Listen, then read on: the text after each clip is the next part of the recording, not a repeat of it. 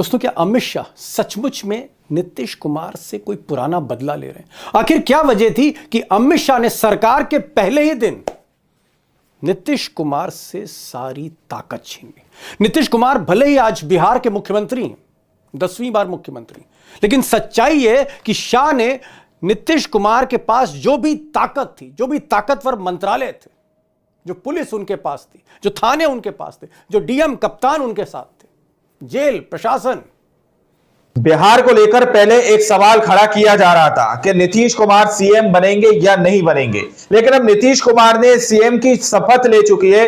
नीतीश कुमार वहां के सीएम बन चुके हैं, लेकिन असली खेल अब शुरू हुआ। दोस्तों, दावा किया जा रहा है कि सीएम बनते ही प्रधानमंत्री नरेंद्र मोदी जी को एक बड़ा डर, एक बड़े खतरे का डर सताने लगा। दोस्तों, आगे पूछा जा रहा है क्या अब मोदी की सरकार गिरने जा रही है? नीतीश कुमार को किस तरीके से घेर लिया गया है, नीतीश कुमार की किस तरीके से घेराबंदी की गई है, वो तस्वीरें हम आपको दिखाने जा रहे हैं। और आखिर क्यों प्रधानमंत्री नरेंद्र मोदी जी इस वक्त डरे हुए से नजर आ रहे हैं? हमारे साथ वरिष्ठ पत्रकार मौजूद हैं, दीपक शर्मा। आप उनकी इस रिपोर्ट को देखिए। नमस्कार, मैं दीपक शर्मा, मेरे यूट्यूब मंच पर आपका स्वागत। दोस्तों, क्या अमित शाह सचमुच में नीतीश कुमार से कोई पुराना बदला ले रहे हैं? आखिर क्या वजह थी कि अमित शाह ने सरकार के पहले ही दिन नीतीश कुमार से सारी ताकत छीन ली? नीतीश कुमार भले ही आज बिहार के मुख्यमंत्री हैं, 10वीं बार मुख्यमंत्री, लेकिन सच्चाई है कि शाह ने नीतीश कुमार के पास जो भी ताकत थी, जो भी ताकतवर मंत्रालय थे, जो पुलिस उनके पास थी, जो थाने उनके पास थे, जो डीएम कप्तान उनके साथ थे, जेल प्रशासन, सारी की सारी ताकत छीन के अमित शाह ने अपने चेले सम्राट चौधरी को दे दी। सम्राट चौधरी को दे दी। सम्राट चौधरी जिन पर हत्या के गंभीर आरोप है, वो सम्राट चौधरी जो कई साल जेल में रहे और जिनके ऊपर आरोप है कि उन्होंने बार बार समय समय पर अपने नाम बदले, और उसी सम्राट चौधरी के हाथ में अमित शाह ने बिहार का सिस्टम रख दिया। पुलिस, जेल, कचहरी, थाने, चौकी, सब कुछ रख दिया। और सबसे चौंकाने वाली बात यह है कि बिहार के पूरे चुनाव में सम्राट चौधरी के अपराध की, हत्या के आरोप की हर अखबार में, हर चैनल में, हर सोशल मीडिया प्लेटफॉर्म पे चर्चा होती रही। यही नहीं, बिहार की गली गली में सम्राट चौधरी की क्राइम शीट खोलकर विपक्ष जनता को सुना रहा था। आज का उप मुख्यमंत्री मर्डर का एक्यूज है, जेल में रहा है, और जेल से सिर्फ इसलिए छूटा क्योंकि इन्होंने प्रमाण दिया कि हम नाबालिग हैं। सदानंद सिंह, उनकी हत्या हुई, जिसमें एक नामजद अभियुक्त है, जेल गए। और दोस्तों, बात सिर्फ विपक्ष की नहीं है कि विपक्ष आरोप लगा रहा था।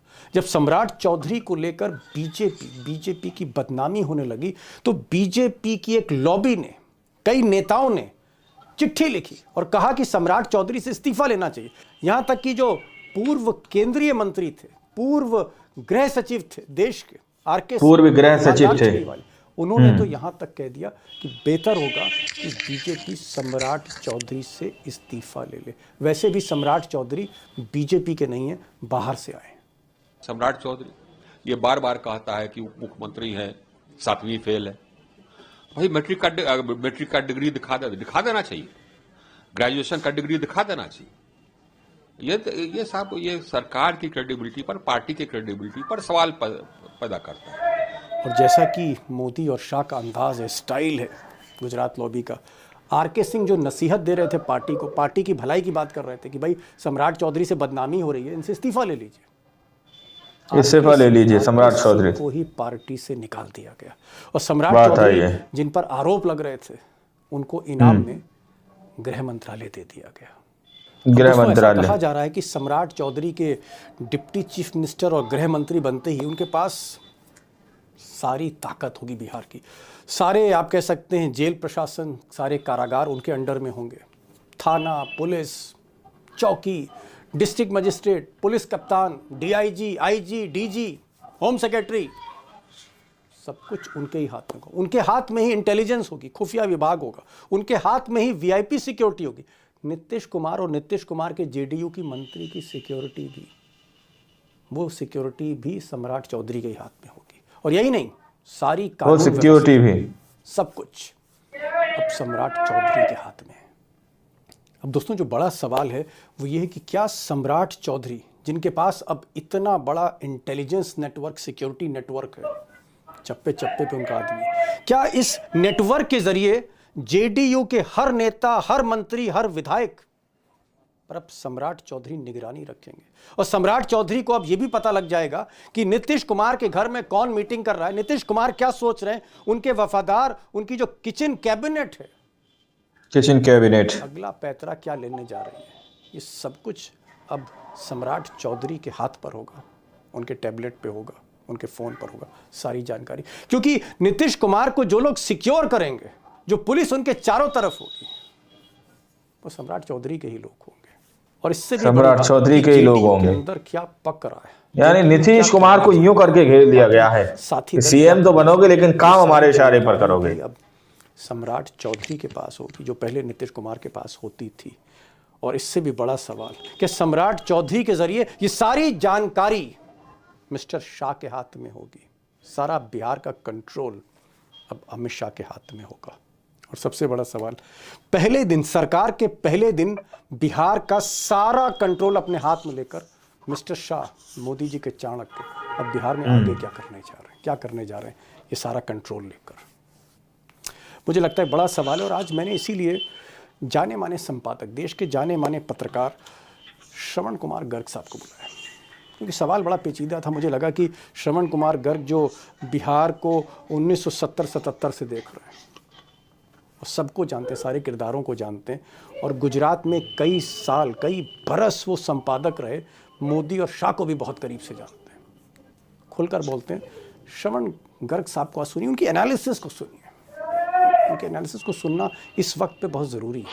मैंने उमाकांत जी को भी बुलाया क्योंकि बिहार में भी रिपोर्टिंग, सम्राट चौधरी को दे दी, रिपोर्टिंग करते हैं, prime minister office, home ministry सब देखते हैं, उनकी बातों को भी सुनिए। मेरा पहला सवाल गर्ग साहब से होगा। गर्ग साहब, ऐसा कहा जा रहा था कि भाई सम्राट चौधरी को हो सकता है ड्रॉप कर दिया जाए, जिस तरह से उन पर आरोप लगे, हत्या के आरोप, और वायरल हुए वो आरोप, वो टॉकिंग पॉइंट बन गए इलेक्शन के, बीजेपी मुंह छिपाती रही। और आज हम देख रहे हैं कि सम्राट चौधरी ना सिर्फ लीडर ऑफ द हाउस हैं, वो ना सिर्फ बीजेपी की तरफ से डिप्टी चीफ मिनिस्टर हैं, सम्राट चौधरी जिन पर हत्या के आरोप हैं, उनके हाथ में पुलिस दे दी गई है, उनके हाथ में क्रिमिनल जस्टिस सिस्टम दे दिया है, जेल भी उन्हीं के हाथ में, थाने भी उन्हीं के हाथ में, सब कुछ उन्हीं के हाथ में दे दिया। आपको क्या लगता है कि जो गुजरात लॉबी है, जो आका हैं सम्राट चौधरी के, और मैं सीधे तौर पे नाम ले रहा हूँ अमित शाह, क्या इनको कोई लोक लाज या इनको कोई किसी तरह का एक आंख का लिहाज होता है? कुछ नहीं है, एकदम ब्लंट गेम खेलते हैं, स्ट्रेट फॉरवर्ड। देखिए, सम्राट चौधरी जीत गए, इस पर आश्चर्य होना चाहिए। सम्राट चौधरी हारते हारते जीत गए, इस पर आश्चर्य होना चाहिए। सम्राट चौधरी जीत क्यों गए, इस पर आश्चर्य होना चाहिए। सम्राट चौधरी के खिलाफ इतने प्रशांत किशोर ने आरोप लगाए, और शिक्षा, पूर्व गृह सचिव थे, एजुकेशन को लेकर, उनकी जेल यात्रा को लेकर या उनकी पढ़ाई को लेकर, उनके सर्टिफिकेट्स को लेकर, नाम को लेकर, कितनी बार नाम लगा। प्रेस कॉन्फ्रेंस में खुले तौर पर उन्होंने आरोप लगाया प्रशांत किशोर ने, उसके बाद जीत गए। आर.के. सिंह जो ये मंत्री रहे, बीजेपी में केंद्रीय मंत्री रहे, पुराने केंद्रीय गृह सचिव भी थे, होम सेक्रेटरी भी थे, देश रहे, सीनियर ब्यूरोक्रेट्स रहे, उन्होंने खुलेआम आरोप लगाए सम्राट चौधरी पर। हुआ क्या, सम्राट चौधरी जीत गए, आर.के. सिंह को पार्टी से निकाल, इस्तीफा ले लीजिए सम्राट चौधरी, है ना बात आई है। सम्राट चौधरी की जगह आर.के. सिंह को ही पार्टी से निकाल दिया। सम्राट चौधरी की जगह पार्टी से निलंबित गृह मंत्रालय आर.के. सिंह को, और उन्होंने आर.के. सिंह ने इस्तीफा दे दिया। इसका पूरा आपको, ये हम सब लोगों को ये समझना चाहिए कि ये जो नीतीश कुमार हैं, ये डमी चीफ मिनिस्टर हैं। ओके, इनका कोई रोल नहीं है। इनको इनकी एक जिद थी कि इनको चीफ मिनिस्टर बनना है। अब ये नीतीश कुमार की रोल और भूमिका बिहार में केवल ये है कि वो चीफ मिनिस्टर हैं, बाकी जो आप पाएंगे कि पूरी ब्यूरोक्रेसी अब चेंज होने वाली है। अब जो वो सिक्योरिटी भी लोग थे, वो नीतीश कुमार के लोग या ब्यूरोक्रेट्स, वो सब बदल दिए जाएंगे और ये अब सम्राट चौधरी पूरा का पूरा सिस्टम चलाएंगे। तो इसलिए जिस आदमी पर इतने आरोप हो और वो तमाम चीजें हों, उसके बावजूद बनाना, ये बिहार को एक मैसेज देना है, दूसरा विपक्ष को मैसेज देना है, तेजस्वी को और लेकिन कांग्रेस को। गर्ग साहब, मेरा सवाल ये है कि चाहे वाजपेयी सरकार हो या किचन कैबिनेट सरकार हो या उससे पहले की जो सरकार है, चाहे वो देवगौड़ा की ही क्यों ना हो, आई.के. गुजराल की क्या हो, अगर किसी मंत्री पर आरोप लगते थे, बिहार के ही मंत्री थे तस्लीमुद्दीन, आरोप लगा था उनके ऊपर, एक अपराध का आरोप लगा था, FIR हुई थी, इस्तीफा देना पड़ गया साहब, इस्तीफा देना पड़ गया। लेकिन यहाँ सम्राट चौधरी के ही लोग होंगे कि जो सम्राट चौधरी, यानी नीतीश कुमार को यूं करके घेर दिया गया है कि भाई CM तो बनोगे लेकिन काम हमारे इशारे पर करोगे, और ये जेल में रहे कई बरस, और एक फेक एफिडेविट से इनकी फिर बेल हुई उम्र कम दिखा के। इस तरह के संगीन आरोप हैं और उस आदमी के हाथ में पुलिस दे दी जा रही साहब, उस आदमी के हाथ में सारा का सारा क्रिमिनल जस्टिस सिस्टम, जेल भी उसी की, कचहरी भी उसी की, पुलिस भी उसी की, CID भी उसी की, इंटेलिजेंस भी उसी की। और दोस्तों, आप लोगों ने इस वीडियो को शुरू से आखिर तक देखा। वीडियो के अंदर साफ तौर पर बात की गई है कि किस तरीके से नीतीश कुमार की सारी ताकत अपने हाथ में कर दी गई है। नीतीश कुमार को CM तो बनाया जा रहा, लेकिन उनकी सारी ताकत अपनी मुट्ठी में कर ली। इसकी एक बड़ी वजह है कि नीतीश कुमार की पूंछ को अपने पास दबाए रखो ताकि वो निकल ना जाए।